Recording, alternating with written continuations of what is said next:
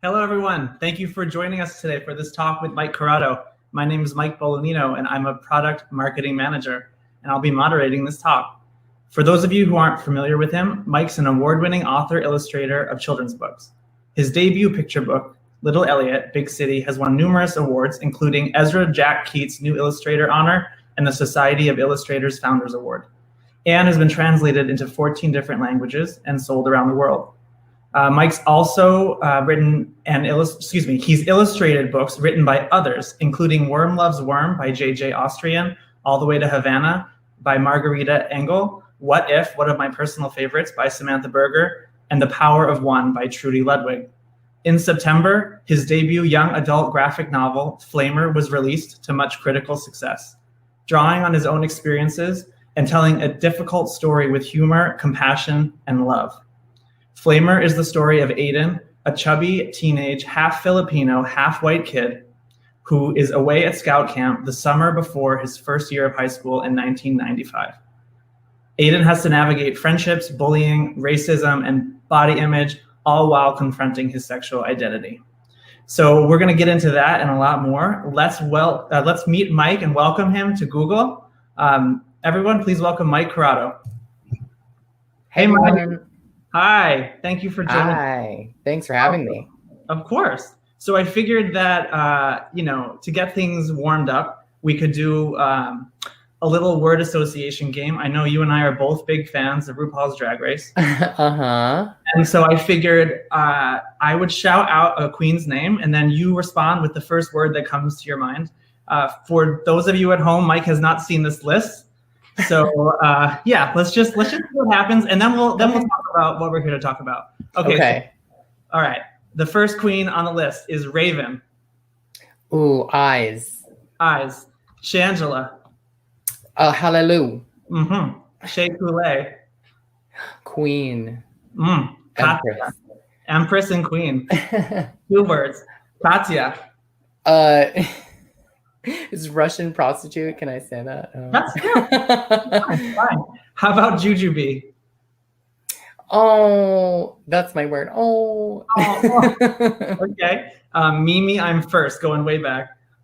Ooh, contact sports. It's not football. Alyssa Edwards. Oh. Everything. Everything. That's my word. Okay. What about Mama Ru? RuPaul. Mama Ru. Well, I guess you said mama, so I can't say mother.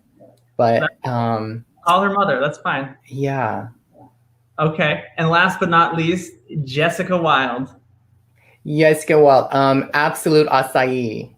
Naturally. All right. I love this drink.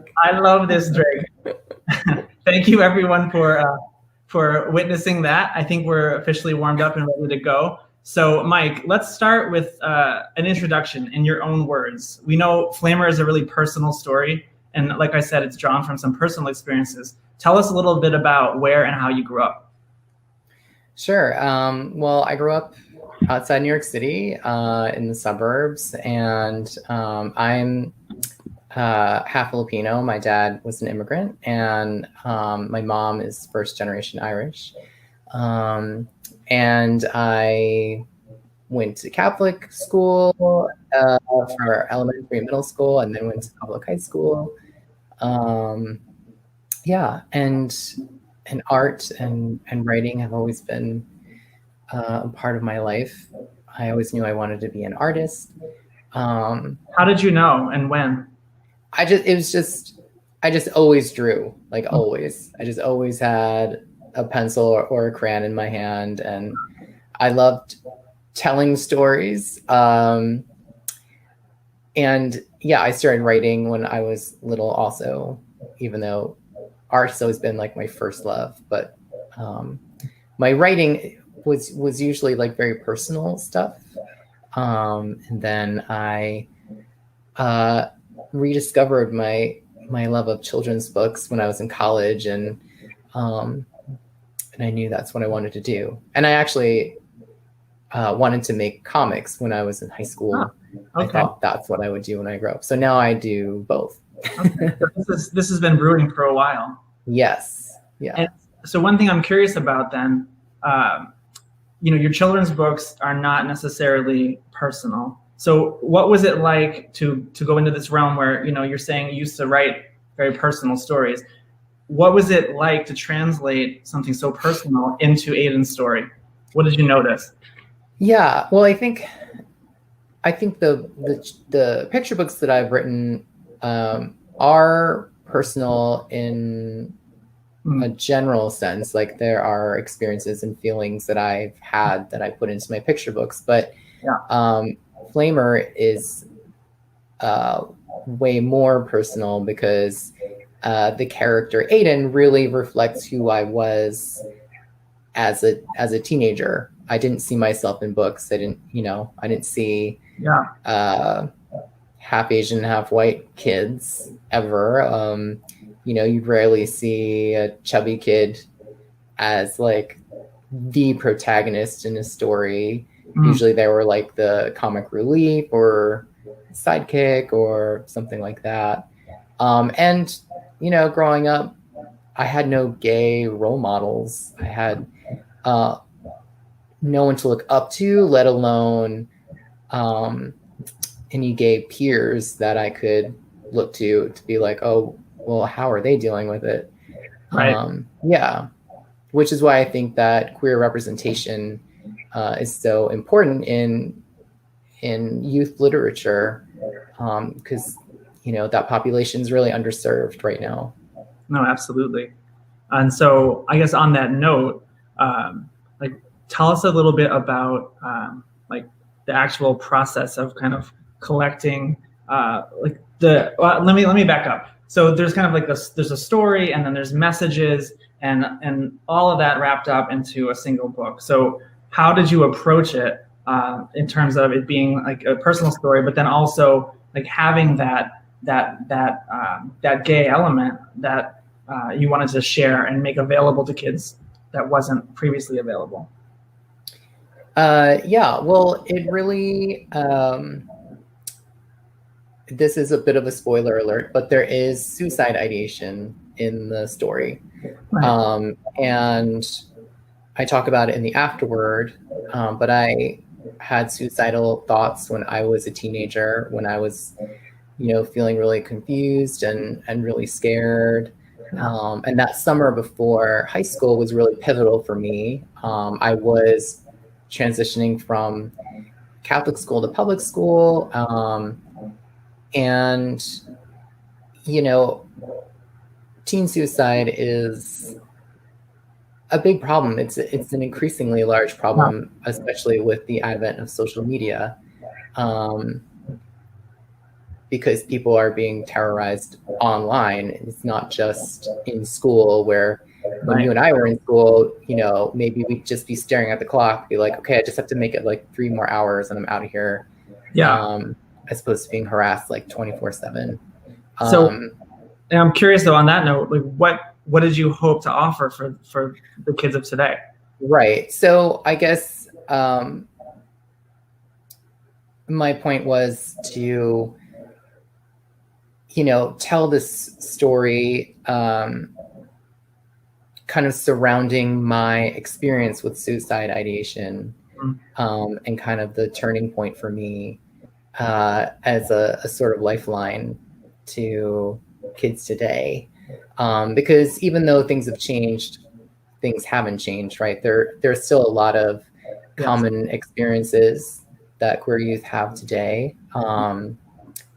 And I think it's really important to have books and films and TV shows that can act as that lifeline to someone who doesn't have community until they find that community.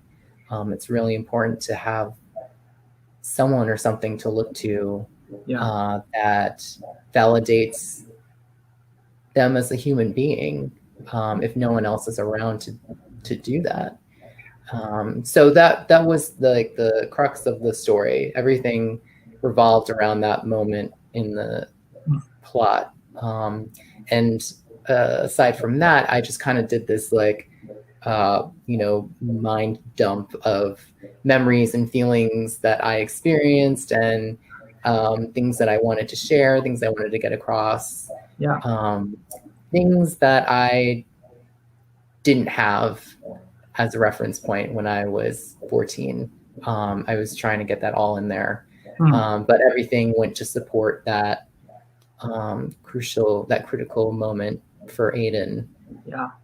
So you packed a lot in. It sounds like you've got this, like your intent of the book, and then you've got the whole personal side of the book. So in terms of the memory process, tell us a little bit about, like, how do you go about starting? Like, what's the starting point for writing a book that has personal elements, or writing a graphic novel more specifically? Where do you start?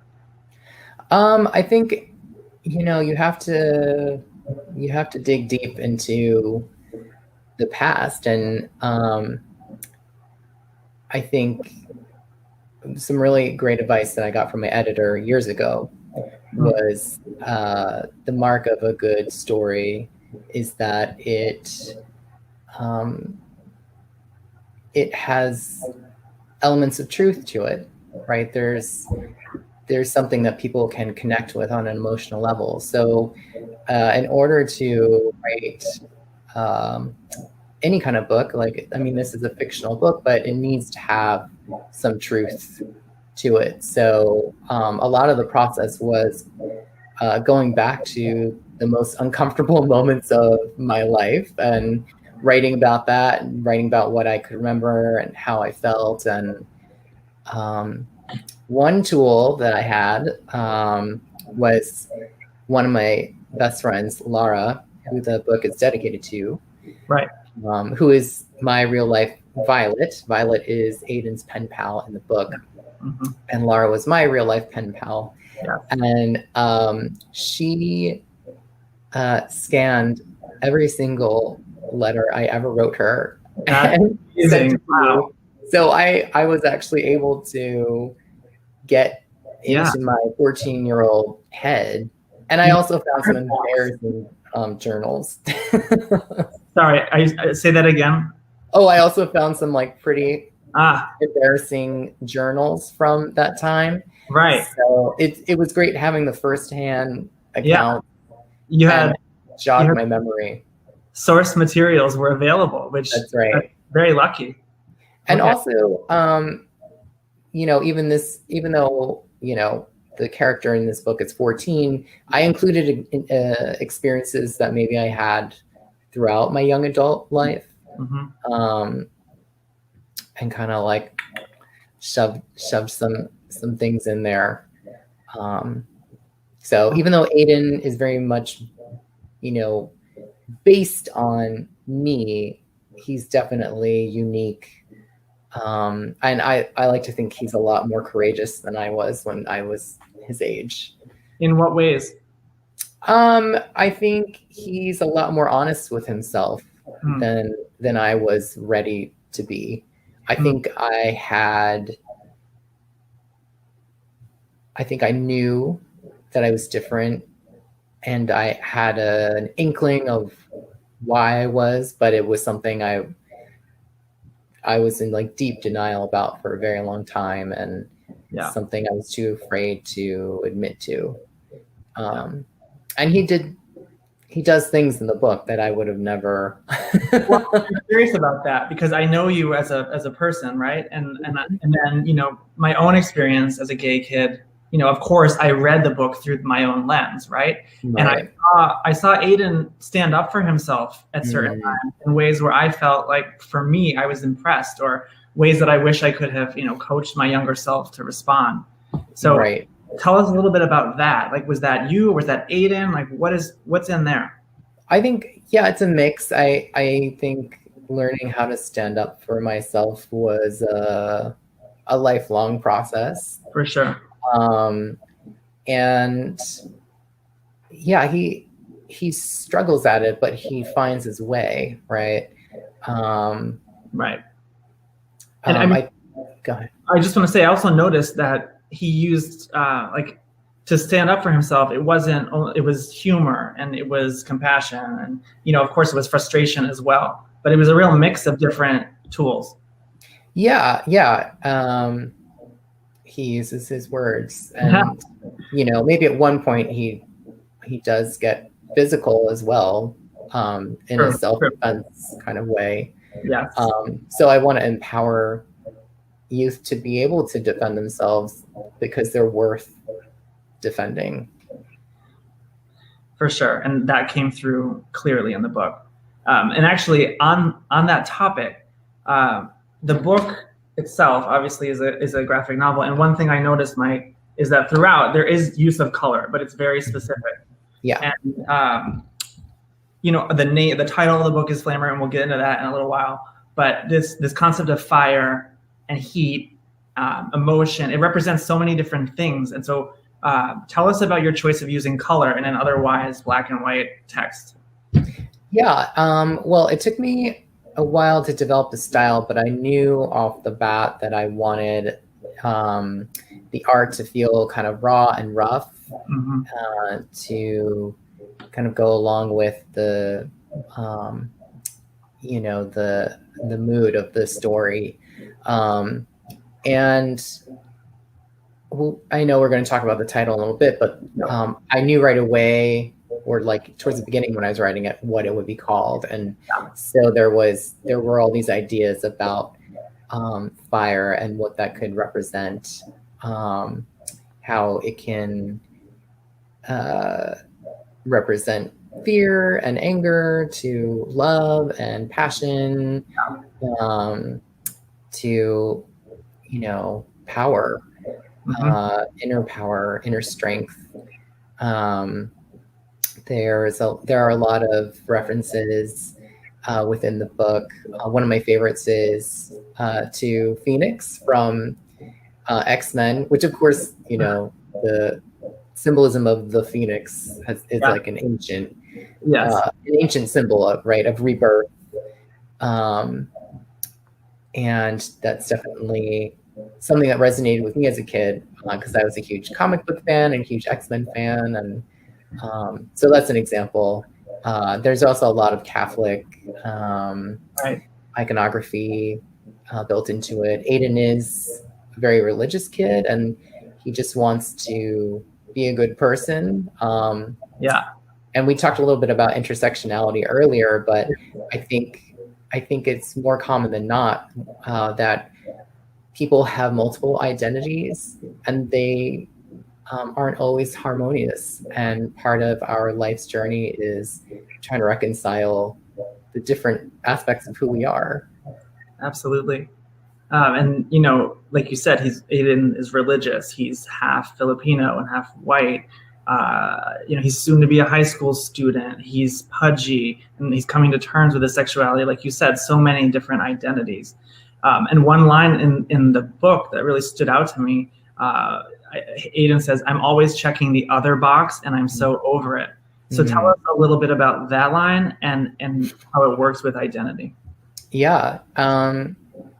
It's definitely something I felt as a kid, and something I still feel as an adult. When you're not part of the mainstream, I don't think there's anything wrong with that, obviously, but there's a constant reminder of, oh, don't forget you're different. Like you could be in a space and not even be thinking sometimes, but like, oh, I'm different in these ways. Like you actually feel like a part of the group, and then something happens where people are like, oh, but you are not completely one of us per se. And it's like, okay, thank you for for reminding me. And that plays out in lots of different ways, right? There's sexuality, there's race, there's religious beliefs, there's just the politics. I mean, you could go on. For sure. And I guess another thing that stood out to me was a lot of the identities you just listed are very obvious visually, right? Right. But then something like your sexuality isn't always obvious, or isn't obvious. And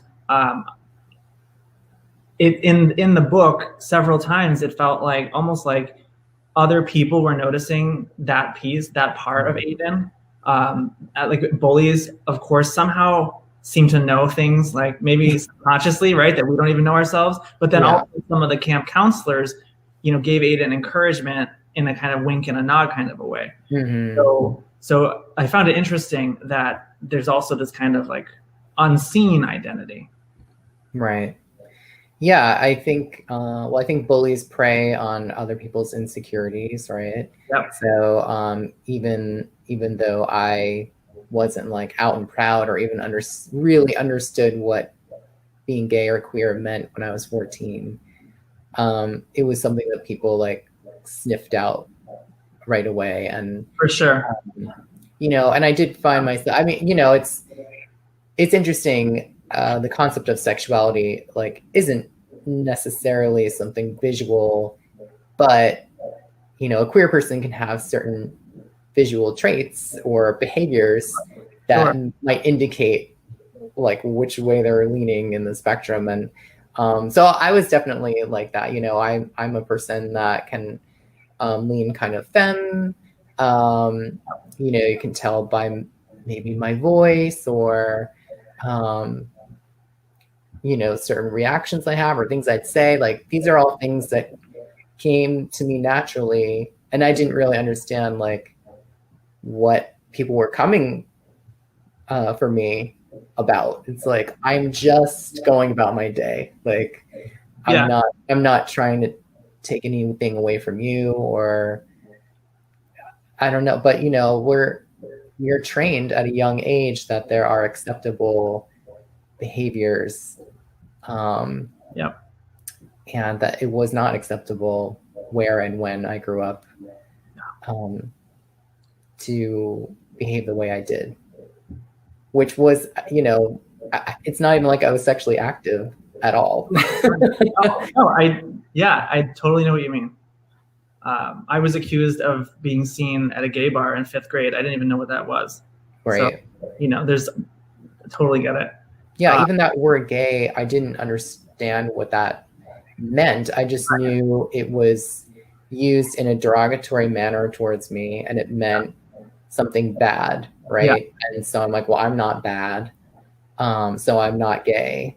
And that's kind of, and Aiden goes through this thought process in the book also. Yes. And then, we're talking about representation. My earliest representations of a gay man was the AIDS crisis. Yep. Right. And so gay men were thick, skinny white guys. Yep. That's all I had to work with. And, and my church is telling me like, well, they're dying because they are sinners. Yeah. And it's like, okay, well, I got that note.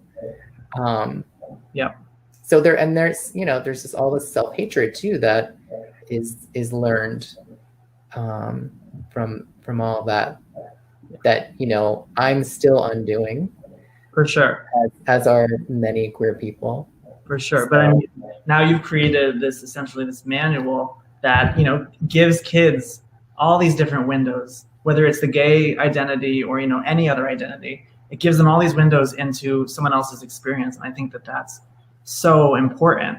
And on that topic, it's kind of a universal story, right? Like this story is very specific, but it also is a story I think that could impact people who maybe aren't gay or who aren't mixed race. So, yeah. I have heard from people who didn't have Aiden's specific experience, but they said there's something about the story that really resonated for them. And I think, it is about being true to who you are, and being scared of who you are, but then ultimately learning how to accept who you are, and how to love yourself when others are telling you that you are undeserving of that love, which I think is a very common human experience. Absolutely. Regardless of your orientation. Absolutely. Or your race. And I know from following you on Twitter also that there are some young some young gay or questioning kids who have been impacted already on the book. What's it been like to see essentially real-time feedback on social media since you launched? I mean, that's really what's made all worthwhile. I mean, I've worked on this book for years. Yeah. I think I started writing it in 2011. Wow. And just to know that it's helping someone it's really important to me. So, well, I'm glad that you get that feedback. I'm glad that that's making its way to you. Yeah, I appreciate it. And I guess the social media is so important, not only for feedback, but also, you're launching a book in the times of COVID. So a traditional book tour is not quite on the agenda. So right. Oops. Tell us about what it's like to launch and promote a book virtually. I think there are pros and cons. I think, one thing I really miss about the in-person tour is, actually meeting people in person and getting to hear from people right away and kind of having that bonding moment with folks. Yeah. But I think there have been some advantages to the tour being virtual. For example, some conferences that would traditionally be paid in person ended up being free online.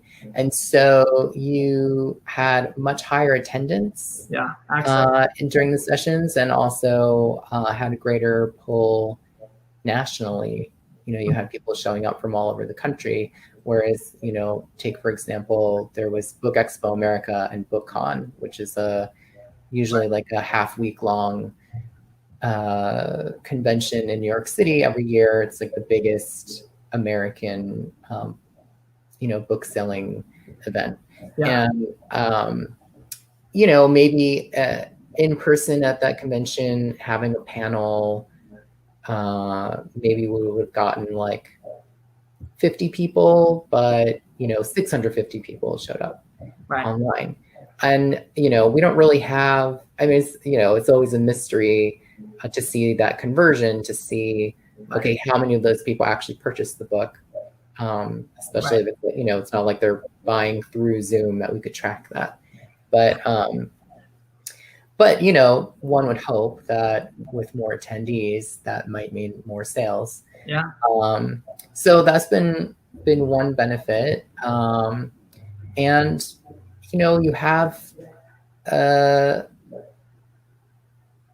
you have an audience that's like interested in looking for something to do. Like, I'm stuck at home. Yeah, right. I know I love books. I know I love these types of books.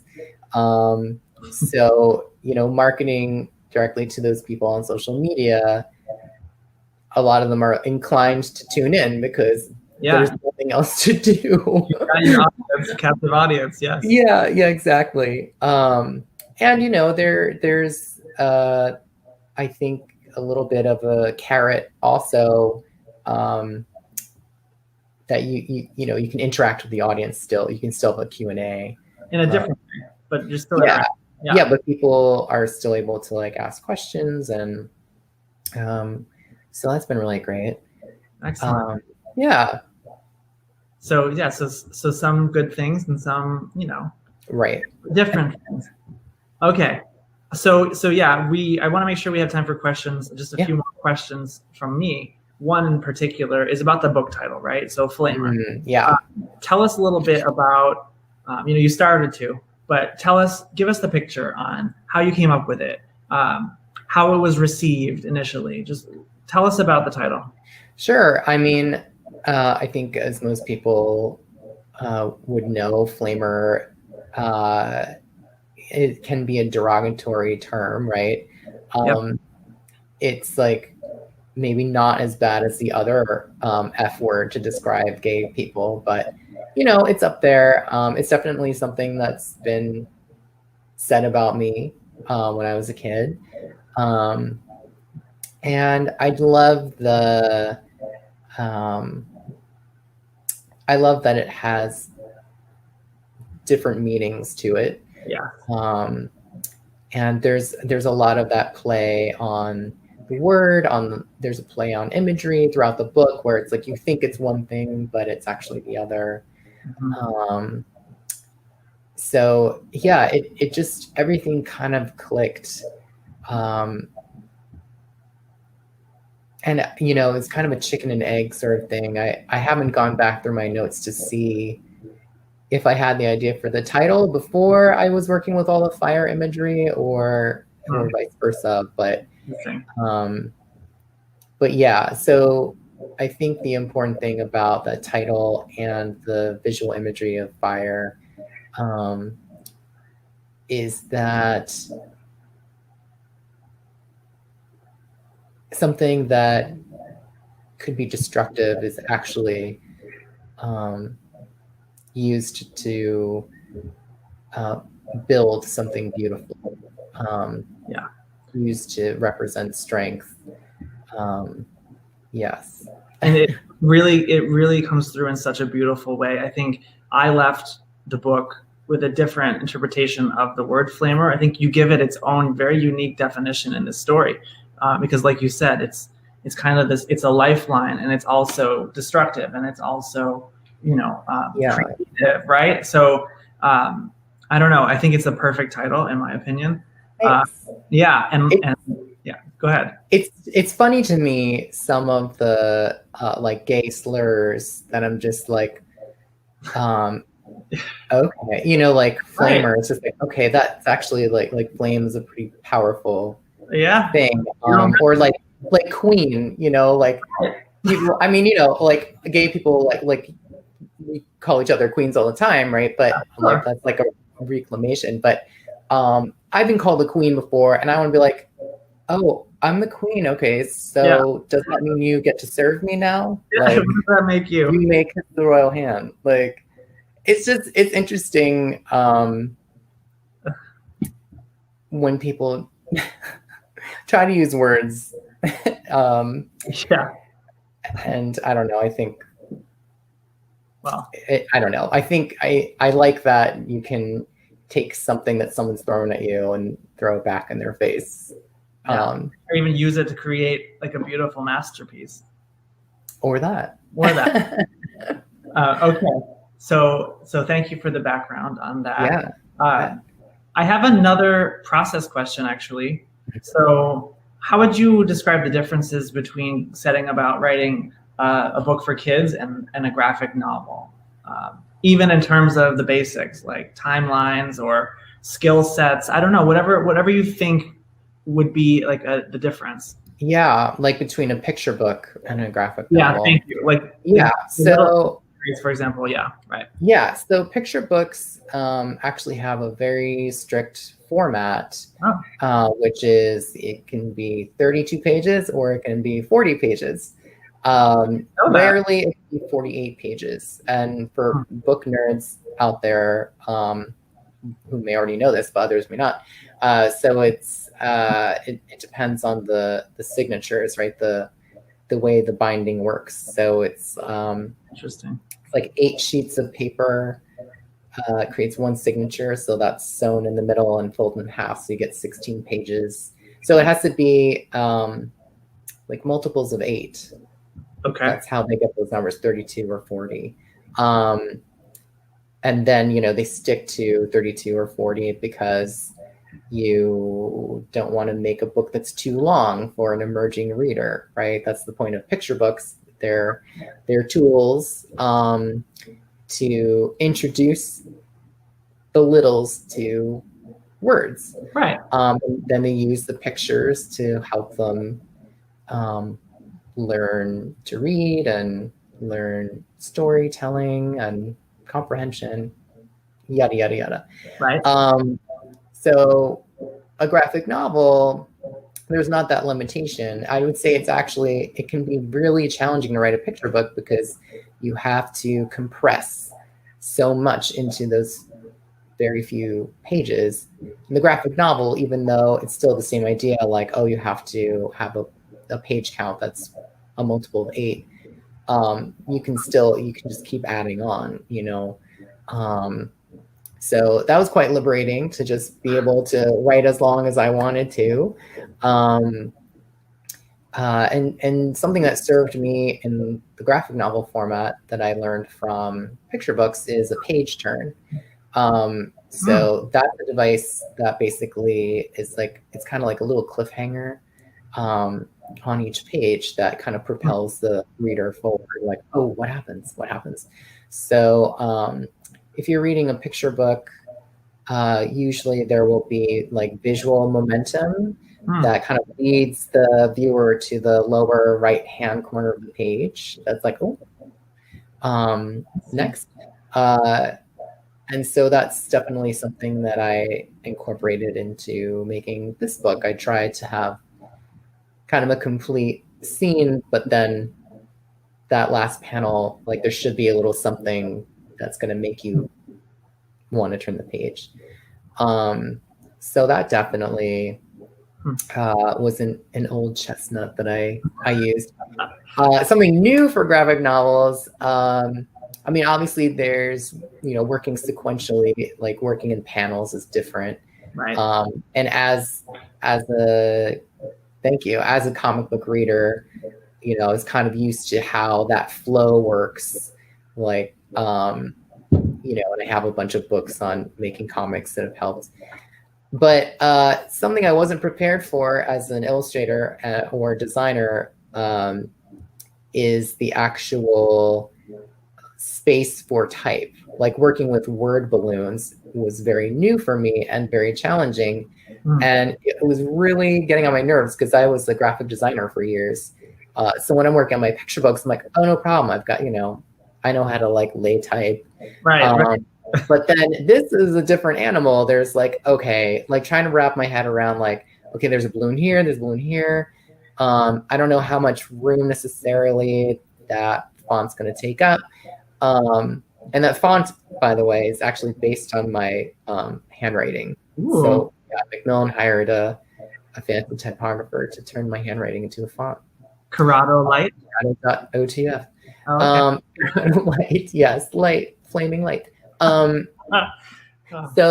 I had an assistant who helped me with production work on this book, and like, so she scanned all the stuff in, and I created a template for her. And you know, when we were first laying out the book, we discovered that there wasn't room like for all of the words. So I literally added 30 pages to the story. So also to make the words fit. So 30 pages of illustration, new illustration as well. Wow. Yeah. But this is before I went to like do the final illustration work. Sure. So that's why I always mock everything up, right? Measure twice, cut once. So it's funny though, because having to add those 30 pages kind of gave me room to expand some scenes visually. And I couldn't imagine it being shorter now that it's done. Like, I don't know what I would cut visually looking at it now. So, so yeah, the words and the illustrations really do inform each other. Okay. And you said you started, you think, around 2011. Is that right? Yeah, I had the idea around then, I think, and then kind of worked on it on and off. And then I think in 2014, I sat down and like finished writing it. And then we sold it, I think, in 2015. And when you say you sat down and wrote it, let us know, what does that mean? Like, does it mean write the story or? Yeah, basically I wrote a script. Okay. So not much different from a screenplay. That's the format that's kind of typical for submitting a graphic novel manuscript. Okay. So you're writing, you know, all the words, and you're also adding like scene notes, art notes, kind of describing to the editor, like, here's what happens, here's what's happening visually that you don't see in the type, which is very different from how I work with picture books. Usually I'll sketch, I'll write about the sketches, I'll sketch about the writing, I go back and forth, whereas this was very much just like focusing on story. And then the art development came later. But I submitted a full manuscript and then an art sample, which did change. But and then so once from that point until publication, how long was that? Oh, so my editor who edits Little Elliot bought the book, but we had other projects that had a higher priority. So Flamer got kind of put on the back burner for a few years while I worked on that and a few other titles with other publishers. And then finally, I don't know, maybe like 2.5 years ago is when I actually got to start, maybe 2 years ago is when I started actually illustrating it.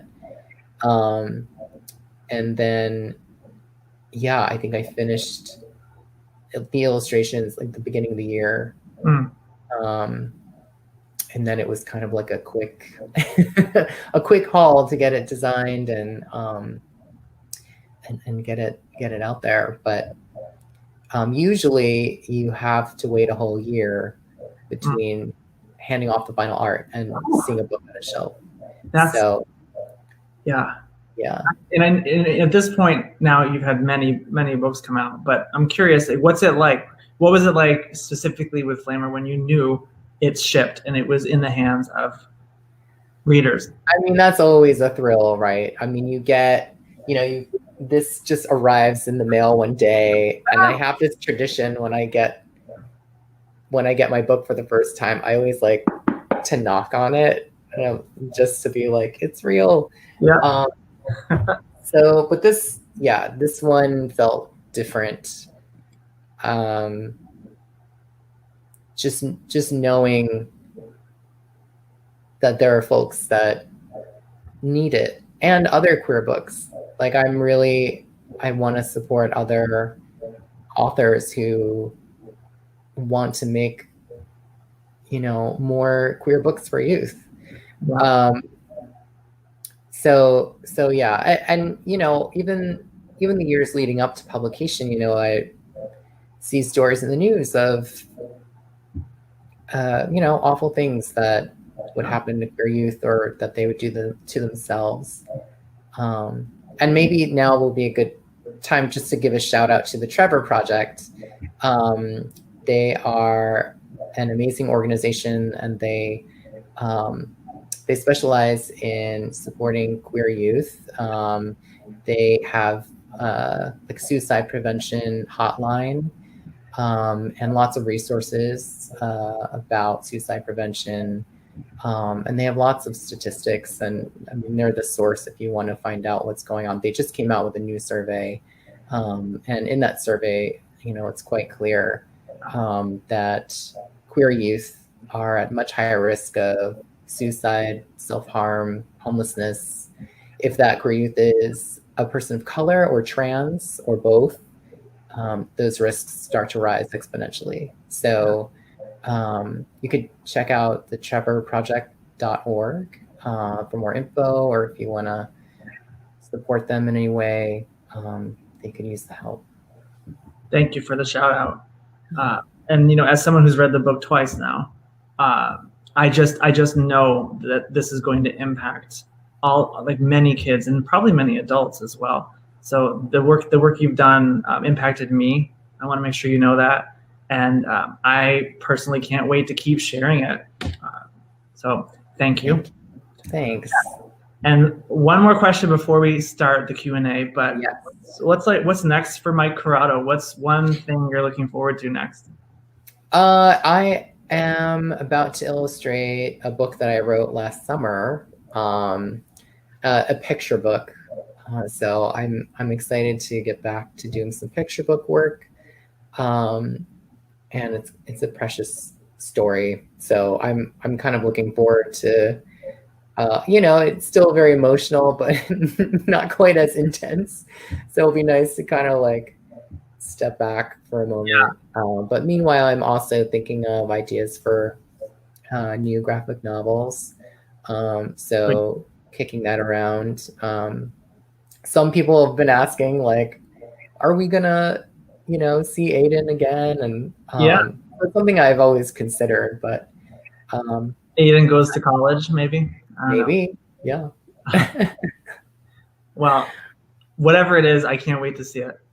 Thanks. Yeah, of course. Okay, so we do have a bunch of questions. So Oh, great. let's get some asked. So the first one, let's go with Nelson Rodriguez Rivas. Hi, Nelson. Hey, Nelson. Their question is, on the screen now. Growing up, what mainstream comic queer characters did you love or did you wish were treated better? Do any of those issues continue to happen now in the mainstream comics world? Well, I think the thing for me when I was a kid was that I didn't have a queer comic book character to look up to. I feel like the mainstream comics didn't really take a chance on having an out queer character for a really long time. Like that's more recent, really. Yeah. I was a huge X-Men fan, and I think you will meet a lot of like gay X-Men fans because the whole idea of being a misfit with like fabulous powers is like very relatable. Like they're good people who are trying to help humanity even though humanity don't want them. And it's just like, oh, check. So I was screaming when years later Iceman came out of the closet. I was like, oh, Bobby Drake's so cute. Oh my God. Yeah, so I wish I had queer characters, but it's exciting to see characters come out that the comic book publishers are letting writers like take some of their old school characters there, and then seeing just not just new characters but new titles that kind of break the mold. So that's exciting. Yeah. Great. Okay, next question is from Archangel Co. I've seen a lot of fledgling comic creators worry about making something identity-based when they still feel a little worried or uncertain of their own identity. Can you relate and maybe offer some advice? Yeah, I think, I get that. But I would say, why not just write what you want to write? And you don't necessarily have to share it yet. And maybe it can be an exercise in saying the things you want to say. I mean, this is the really important thing I think about writing is you can't self-edit when you're writing and developing. You have to just let everything out on the page, and you can always edit later. My agent told me when I was writing this book, there were definitely things that I was like, I don't know, should I go here? And she said, just write. Like, don't get in your own way. Just write it, and we'll see what the publisher says. And I put things in here that I was like, they're definitely not going to let me do this. And 0 scenes got cut from the book. Wow. Basically, it was just anything that got edited was more grammatical, or there was maybe like a plot thing where they're like, oh, this has to be this day because this other thing happens on the other day. Anyway, so it's just logistics and grammar that got corrected. But anyway, I think don't limit yourself, and also comics and fantasy, metaphor are great tools to talk about something from a different angle, that you don't necessarily have to write about literally. And then you can end up with a more interesting story also, if it's maybe a little more fantastic. For sure. I mean, Flamer's a great example of that. All right. So another question actually from Archangel KO. For the page count, Does that also have to include the non-story pages like acknowledgments, title page, etc.? Is that planned and factored in ahead of time alongside the number of story pages? Yes.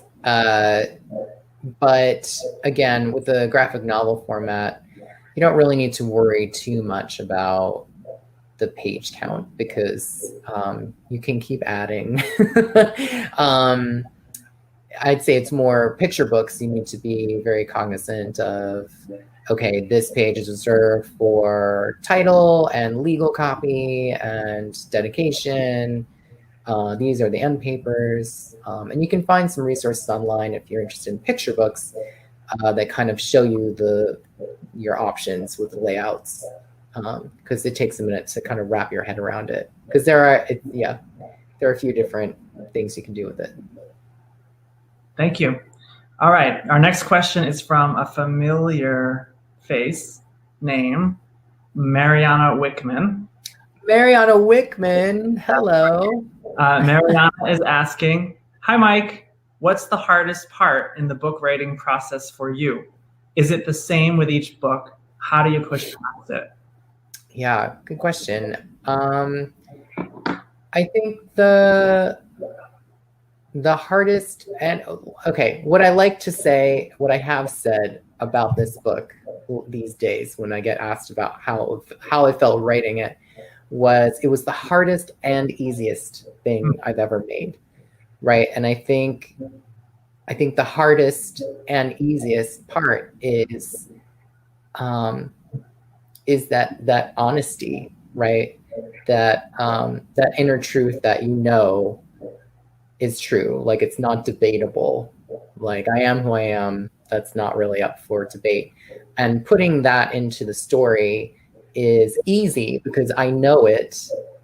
But it's also so hard because, you're being so vulnerable. So I'd say the vulnerability of making a story is the hardest part of it, but it's also what is going to pay off in the long run, because that's what's going to connect with people, because they'll feel that honesty or they'll see that truth in themselves.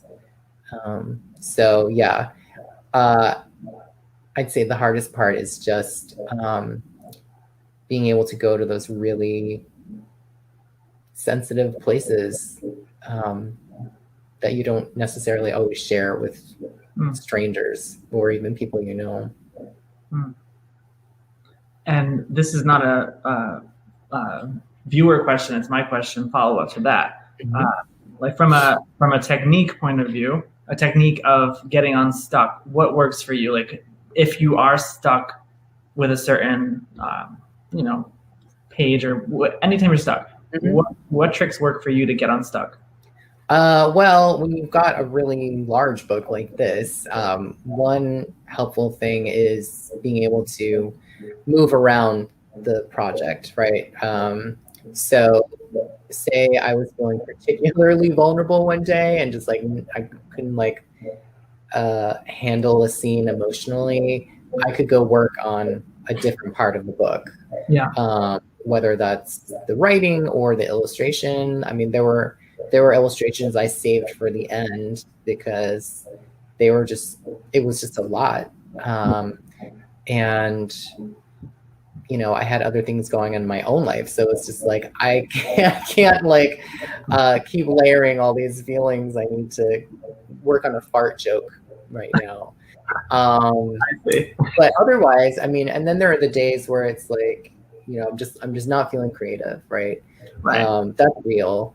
I think there are days that's just like, it's an admin day. Like, I've got plenty of emails I need to catch up on. I've got plenty of chores to do.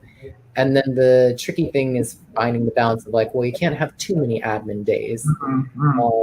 And so for days where I'm kind of on the fence, it's like, okay, you go for a walk, right? I mean, lots of people say it, but it's true. Like, going for a walk, being around trees. I know that's hard when you're in the city, but find a tree with friends,